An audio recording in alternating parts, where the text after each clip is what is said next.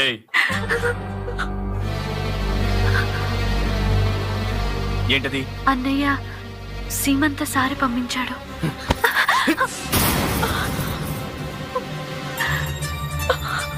బంధాలు బంధుత్వాలు తెగిపోయాక మళ్ళీ ఇక్కడికి ఎందుకు వచ్చావు? తెగిపోయింది మనుషుల బంధమే కాని మనసుల బంధం కాదు. చాలే ఊరుకోమ్మా. చెల్లెలు పరాయి వాడికి పౌట పరిచి కడుపు తెచ్చుకుంది. అన్నయ్య మా కళ్ళు కప్పి నాటకం ఆడాడు. అది చాలదని వదినగా నువ్వేం తతంగా నడపడానికి వచ్చావు? చూడండి, తతంగాలు నడపటం మాకు చేత కాదు. అనవసరంగా అన్నా చెల్లెల మీద నిందలు వేయకండి. ఆహా, మరి మాయ చేసి ఈ చెల్లెల్ని మా తమ్ముడికి ఎందుకు అంటగట్టినట్టు నీ మొగుడు? నా మొగుడు కాదమ్మా మాయ చేసింది, నీ తమ్ముడు.